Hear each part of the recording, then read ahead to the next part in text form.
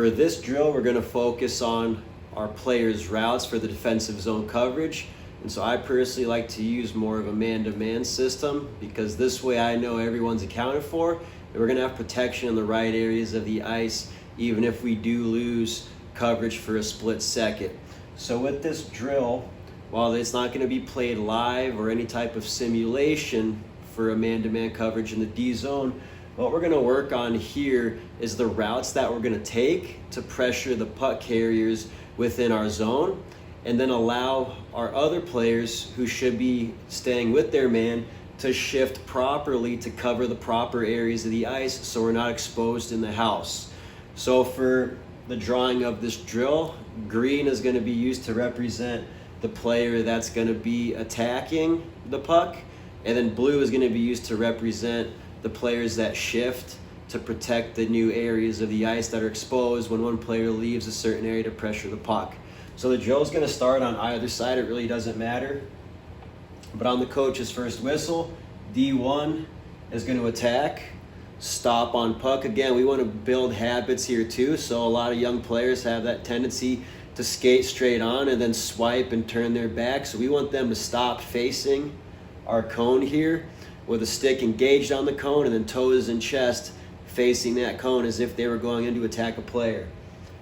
As that's happening, winger 1's going to shift over slightly, center's going to drop down to support, wing 2's going to slide into the high slot, and D1's going to take up his post right in front of the net to protect the house. On the second whistle, everyone returns back to their spot. The coach then follows up with another whistle. We're going to move over to this cone. Now you're going to get different trains of thought as to who's going to pressure up this high wall here. I like my center personally to do it because I hate leaving these points wide open, and oftentimes this half wall just chips it up to the point and they get a good shot and we're stuck in the zone.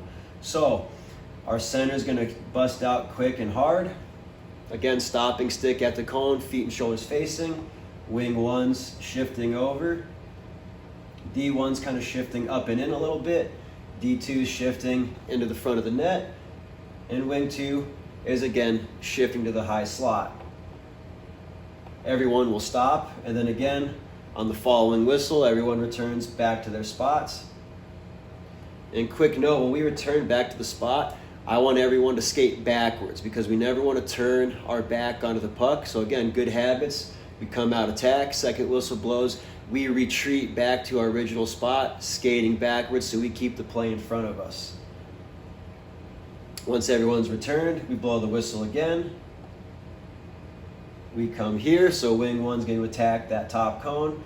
Center's going to support behind wing 1. D1 slides up a little bit. Oops, I'm using the wrong color. Center supports behind wing 1. D1 slides up a bit. D2 slides over again to the front of the net.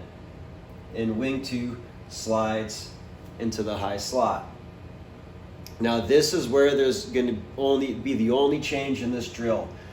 On the second whistle, instead of everyone just backing up to their old spot, what's going to happen is on the second whistle, wing 2 is the only player that's going to move. Wing 2 is going to come up and attack what would be the weak side attacking option defenseman. So that's going to be the only thing different at this upper portion of the rink. And then on the third whistle after that, everyone returns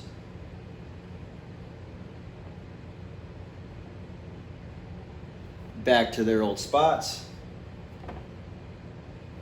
Whistle again. Wing 2 shoots out.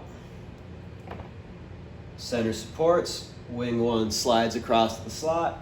D2 slides up a bit, and D1 takes the front of the net. And then just like with the previous whistle, everyone's going to stay in their position here.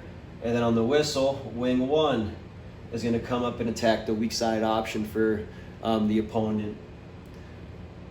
Again, final whistle, everyone returns back to their spots.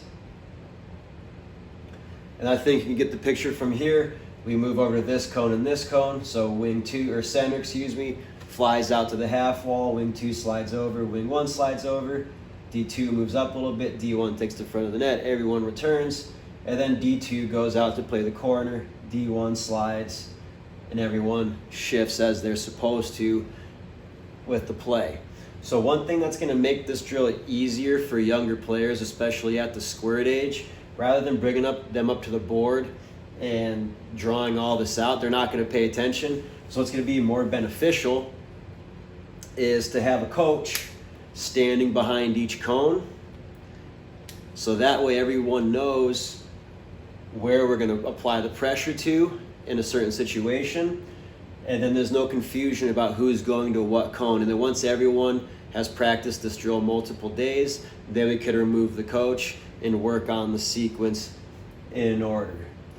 Second, we want to make sure as coaches we are demonstrating the proper routes to our athletes so they can see it done in an example before they have the opportunity to jump in and try it themselves. That way they have that visual learning opportunity, and hopefully they have the chance to ask questions after the coaches demonstrate the routes. So 2 coaches I think would be a good number to have on this drill to start when you stand behind the cones. So that way especially we can replicate the strong side and weak side defensive options for the attackers. So that way the wingers have a good opportunity of what they should expect and how they need to perform in order to pressure the D up at the blue line.